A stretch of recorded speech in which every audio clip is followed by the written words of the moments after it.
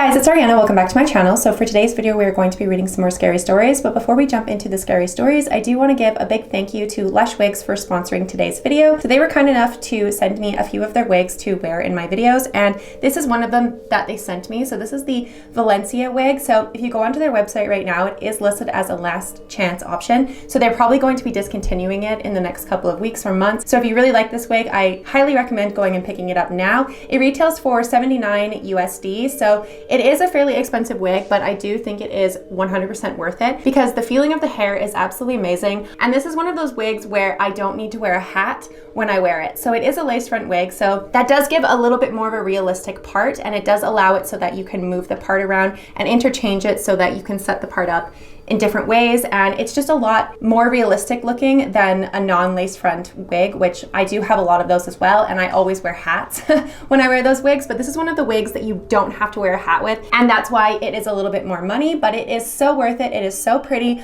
I'm absolutely obsessed with the color. The shadow root is absolutely beautiful, and this burnt orange color is so pretty. It also is kind of like a bob. It's longer in the front and shorter in the back. It is so freaking cute. I highly recommend it. I'll post a picture here of the wig I'm currently wearing. It's called Valencia. So if you want to go pick this wig up, I definitely recommend it. It is so freaking beautiful, and I will link it down below in my description box. So thank you so much to Lash Wigs for sponsoring today's video, and let's just jump into the scary stories. So with that all out of the way, I do have my Wicked candle in here. It smells like caramel apple. It is setting the mood for a spooky story time. So I do have a bunch of DMs to read. I have a couple Reddit stories as well to read, and I think I have a couple emails that I still need to get through. So we're gonna start off with the DMs today because there is quite a bit. So thank you guys so much for sending me your guys' DMs. You guys are the best, and I'm so excited to jump into some of these stories. Hi Ari, I recently found your YouTube channel and I binge your videos while I paint for my upcoming small business. They help me get in the perfect vibes for scary paintings, and a lot of them remind me of my own occurrences. I have enough stories to make one whole video, but I'll try and give a summary of the main ones.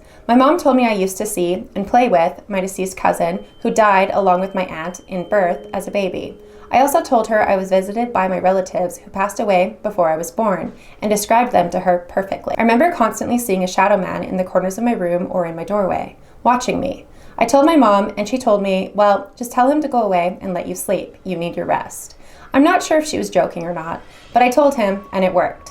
I lived there until I was 7. Then we moved into the home I grew up in and I still live in currently. Fast forward to my middle school and high school years. Weird stuff started happening. My mom ran an at-home daycare, and a lot of the toys would randomly go off in the middle of the night or early morning when no one was there playing with them. I remember one time on Christmas morning, daycare was closed, and my brother and I were up early to open presents, and we heard our phone ringing. We ignored it, but it wouldn't stop. We went to turn it off, and although it was switched off, it just kept ringing. We opened the back, and there was no batteries in it. Another common occurrence was my dad seeing a little boy playing peekaboo around the island in our kitchen. My dad worked the graveyard shift and would get home when everyone was in bed and asleep. Now to my own terrifying experiences. I noticed the lights going on and off in the hallway, but only by the bedroom door and not by my brother's at the other end of the hall. The light would go out in my room on the ceiling fan. I would collect snow globes, and sometimes the ones that played music would begin playing on their own. They were always kept high on the shelves, and I never bothered to flip them over and twist the key on the bottom of the music to play them. I remember one night waking up to my TV on and static key. This was odd because I would always set sleep timers on my TV before bed. Assuming I forgot, I reached for my remote and turned my TV to turn it off. I paused because in front of the bright static screen was a dark silhouette, a woman with long hair. I froze. My heart was pounding so fast, and I decided to just turn away from it. Then, second guessing, I wanted to see who the hell was in my room. I looked back, and no one was there. I breathed out a sigh of relief, but decided to turn the TV off anyway. That's when I felt long hair dangling over me onto my pillow. It wasn't mine. I suddenly felt like someone's hands and knees were on my body and holding me down. I could move my head and look around my room, but it was pitch black. I felt the weight of someone on top of me, pinning me to my bed. I wanted to scream, but I couldn't. I was terrified. I shut my eyes tightly and whispered, "Go away, leave me alone," just like my mom told me to when I was a kid, and it stopped. I couldn't sleep for the rest of the night, but had to be up early to catch the bus for school. The next morning, I heard my mom talking and asking who she was talking to. She said she saw me walking back and forth in the hall and asked me what I was doing. I told her I wasn't doing that and told her about my night. She described the same woman I saw. I had moved out of my parents' home, but still came to visit and slept in my childhood bed whenever I did. I would hear knocking from the inside of my closet. It's one of those walk-in closets with a regular door, not a sliding door. One night in particular, I was up late painting and I heard a tiny whimper sound. I paused my music to listen and it happened again. My cat was staring at my closet door now too. The small sounds turned into a full-on cry. My cat's fur puffed up and he ran to hide under my bed.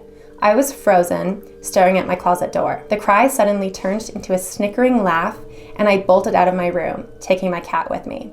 I have used holy water and sage to cleanse my room and the house in general.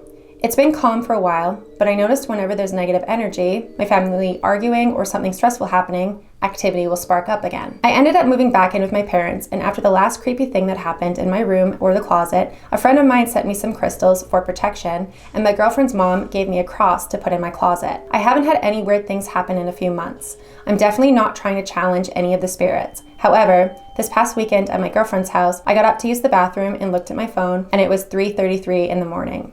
I saw down the hall a tall, thin woman with long, dark hair, looking eerily similar to the lady I had seen in my teen years. I ignored her and went back to sleep. Sorry, I know this was a lot. Thank you for your videos. I love them and they make me feel not so alone. Oh my God, thank you so much for sharing me your stories. Your stories were amazing. That's fucking terrifying. Oh my God, I don't know what I would do if you literally saw a woman in your room with the long hair and then you turn away and you look back and she's gone and then you feel the hair on you. Fuck that. You're so brave for literally moving back into your parents' house because I would have moved and I never would have went back. Fuck that. Fuck that. Oh my God. I'm so glad that the occurrences have started to like stop and like the holy water and sage and like the cross is helping, but like fuck that. If I heard something laughing from inside my closet, I would literally never go back in my room. I am the biggest baby. Fuck that. So thank you so much for sending me your stories. That was fucking terrifying. And let's move on to the next story. This one starts with, "Hi, I found your channel and I'm obsessed. I have a few stories. Let me know if you want more after this one. I grew up in a new built-up house in the upcoming suburbs. Behind the house across the street are woods. They do come important throughout the stories. There were a ton of young kids. One night, it was probably around 1 or 3 in the morning. The reason why I remember this was because I just turned the TV in my room off. Where my mom was located in the corner of the house, my bed faced a window, and on the side, in between our houses and the neighbors, was a hill.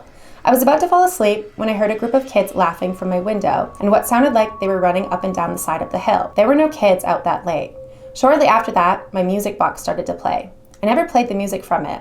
This is not the first time I've had experience with kids either. Another night, I woke up and at the end of my bed, I saw the black shadow of 2 children, and I'm an only child." And that's all they fucking said. Oh my God, that's terrifying. I don't know what I would do if I woke up in the middle of the night and literally just saw a bunch of kids staring at me. Like, that's fucking creepy. Kids are already creepy enough, like as is, but to have like a silhouette of them staring at you and like you don't live with children, fuck that. Oh my God, that's terrifying. So those are the 2 that I've proofreaded so far. So I'm gonna go over to Reddit now just because some of the stories on Instagram that you guys send me, I do have to proofread before I can read them just to make sure that they're okay for YouTube. But I'm gonna move on to Reddit because there is a few stories that I've gotten permission to read and some of them are fucking terrifying and I'm excited to read them. One of them is a Let's Not Meet story and it's fucking creepy. So let's jump into that one. This is from the Reddit author Chloe Black_E and this is titled "Don't Be a Creep at a Dog Park." This took place at a dog park 30 minutes from my house. I try to go there every day because my dog is a puppy, and if I don't, he'll drive me crazy. We get there, and I let him off his leash to go play with the other dogs, like I normally do. Standing close, but to keep an eye on him. Maybe 15 or 20 minutes into me standing there, just watching, a man comes and stands uncomfortably close to me, about arm lengths away. I sidestep away from him, and sure enough, he takes a small step closer to me, and at this point, I'm super uncomfortable. And stupid me, I left my phone in my truck. We stand there in silence for a while, then he finally breaks it. "Which dog is yours?" This is when I get a good look at him. I turned my head towards his, shocked that he had spoken to me. He looked to be in his mid-40s. His teeth were yellow, like he hadn't brushed them in a week. I figured this was just friendly, normal conversation, so I uncrossed my arms from my chest and pointed at my dog, and responded, "That one." "Scary dog privilege, huh?" he asked with a creepy smirk on his face. My dog is an English Mastiff, so I just rolled my eyes at his comment, since I have gotten it quite a lot. "Which dog is yours?" I asked and ignored his question, which seemed to bother him. I watched him scan the whole dog park as if he was looking for his dog, because surely he came to the dog park with a dog, right? He quickly pointed at a group of dogs playing and said, "The small one." I just nodded and responded, "Cute," since I didn't really care. Following that awkward conversation was more awkward silence. I had turned to face towards to watch my dog again, but I could feel him watching me. I glanced over at him and confirmed my suspicion. But he wasn't staring at my face. He was staring at my chest. At this point, I was extremely uncomfortable and had had enough. I grabbed my leash by my feet and started calling for my dog. A pretty girl like you needs a guard dog like Jagger, my dog's name, to protect her from creeps, he said, still staring at me, but directly into my eyes this time. I said nothing and started walking towards the dog since he wasn't listening and now I wanted to leave. I grabbed him and we headed out the gate and started walking across the parking lot without looking back. Your truck is just as sexy as you are, is yelled across the parking lot at me. I turned to look and see the guy standing outside the gate and laughing at what he said. But then I noticed he didn't have a dog with him. None of those dogs were his. After realizing this, I ran the rest of the distance to my truck, loaded up Jagger, and peeled out of the parking lot. I called my best friend on the drive home to tell her what had happened, and she agreed she would come stay with me for a couple days in case he decided to follow me, and I just didn't see him. But we were home now, and Jagger hasn't left my side. He's the best boy. I think my biggest fear is that he took a picture of me or my license plate and uses that to find out who I am. Why was he at the dog park with no dog? Was he there just to creep on someone? If that's the case, why did he follow me out? So, to the creepy dude that preys on people at the dog park, let's never meet again. Update. He followed me. The dude followed me home. Last night, my best friend and I were watching movies, just hanging out before 11 p.m. rolled around, and we decided to go to bed. I headed outside to let Jagger do his business before we called it quits for the night. I live in the apartment for now on the main floor. Luckily, I was already planning on moving soon since my dog is going to outgrow our little home soon. This just made me want to find a house I could anywhere as fast as possible. I was standing in the grassy area, leash in one hand, phone in the other, just scrolling through Instagram and Snapchat stories, waiting for my dog to do his business. And all of a sudden, Jagger starts growling, a deep growl, not a playful puppy growl like I was used to hearing. My head shot up and my body just froze. The man from the dog park was walking across the lawn towards me. I couldn't get my body to move or I would have ran the other direction. As he gets closer and smiles at me and reaches down to pet Jagger's head, which he ducks and continues to growl. "Hey, I didn't know you lived here too," he said quite happily. "That's funny. I've never seen you here." I managed to say, my facial expression not changing at all. I knew he was lying. He kind of shrugged and looked around, not responding to what I said. "Do you have a boyfriend?" "Yes." The response just shot out of my mouth. It is true, I do. But I'm in Kansas and he's stationed in Oklahoma for basic training, so he wasn't home and he wasn't going to be home for a while, which I wish wasn't the case right now. His smile dropped from his face and he looked annoyed. "Well, where is he?" he asked, starting to look at the windows of the apartment buildings. "That's really not your business." At this point, I was texting Blair, my best friend, to come outside because this guy was back. I'm not confrontational, but she is. I had had enough of this guy, and at the same time, I had no idea what to do. I didn't want him to follow me back to my apartment. The guy kind of laughed and stepped closer to me while looking down at my phone. "Is that who you're texting?" "I'm just trying to have a nice conversation with a sexy woman that has a great body." He reached his hand out to touch me. "Don't fucking touch me," I yelled over Jagger, who was now barking at this point. Blair busts out of my apartment and starts yelling at the guy that she would call the police and beat the shit out of him if he didn't leave right now. She then grabs my arm to stop me from walking away and then leans down to Jagger, acting like she's going to take the leash off, as well as yelling that she was going to turn him loose. Jagger was barking a deep bark, not a puppy bark. He's 7 months old and 100 pounds, so I guess he looked scary enough for the guy to put his hands up and walk away. As soon as he was out of sight, I just broke down and started crying into Blair's shoulder, while Jagger was licking my hand. We got back to the apartment and watched the guy pull out of the parking lot, and the building is close to the road, so we could see him staring straight back at us as he sped away. I knew he was lying about living here. I hope I never see that man again. So to the guy who followed me home from the dog park and harassed me when my dog was taking a shit, let's not ever meet again. But if it so happens we do, I will not hold my dog back.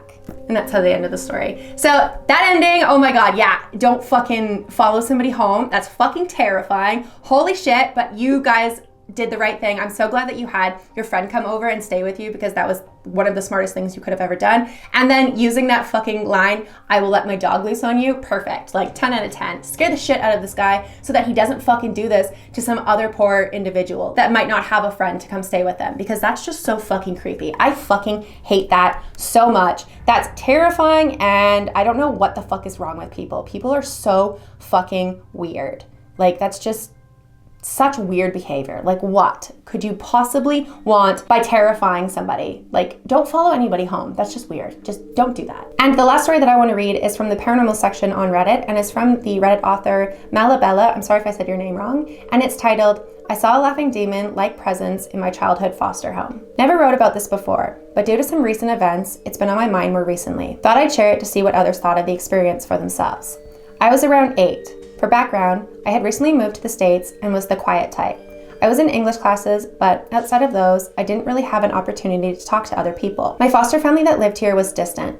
My foster parents weren't kind people. They had a daughter who suffered and was diagnosed from an untreated bipolar disorder, schizophrenia, depression, and among a list of other things. She was about 4 to 5 years older than me, but I was brought to their home to take care of her, to play with her, calm her down, watch her, etc. So anyways, one day I was sitting at the end of the stairs. I'm hiding, but not really because I'm not allowed to be around the house by myself. The hallway to the kitchen is to my right, and I'm sitting there because my foster sister is having a bad episode. She stabbed her father and hadn't stopped screaming and kicking. Her parents are screaming and throwing things. They're yelling for me to clean it up, but I can't be around the blood and shouting anymore. I'm frozen at the bottom of the stairs when I suddenly feel something heavy on my back. I look behind me to the top of the stairs and see this huge shadow figure peeking around the door of my foster sister's bedroom. Almost in slow motion, exaggeratedly runs across the upstairs hallway out of my view. It kind of looked like the combination of that sign of a person walking at a crosswalk and a cartoon character creep walking. But it was fast and too tall and had a noticeably open mouth like it was grinning or laughing. The footsteps sounded hollow and heavy and echoed, but the upstairs was carpeted. It was an awful sound that I had heard continue down the rest of the hallway. There was only me, my foster parents, and their daughter in that house. There's a small closet room that I sleep in at the end of the hallway in my foster parents' room. My room is too small to hide anyone or anything, and they keep their bedroom locked. I never saw it again during my time there with that family, but I think about it still almost 20 years later. It could have been my child's mind way of interpreting my surroundings, but the fear I had after seeing that shadow outweighed the next 7 years living with that family. It was a different kind of fear. Edit.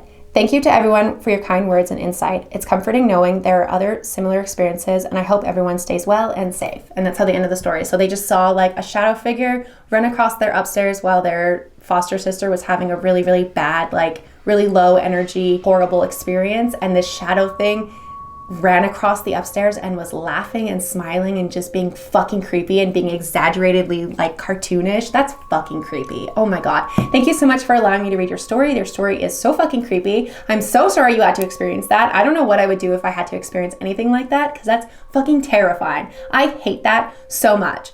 But this is where I'm going to end the video. If you guys did enjoy this video, please make sure to give it a big thumbs up. Don't forget to hit the subscribe button down below for more content like this. If you guys want to send me any of your guys' scary stories, let's not meet stories, or paranormal spooky stories, let me know down below. I have a little comment listed with my email, my Instagram, my Twitter, any place that you guys want to email me on or message me on, you guys can. And I will definitely read your stories as soon as I possibly can, because I have quite a few to get through. I'm going to read emails in the next couple of videos just because I have quite a bit to read. But thank you so much for watching this video, and I will see you guys at the next one.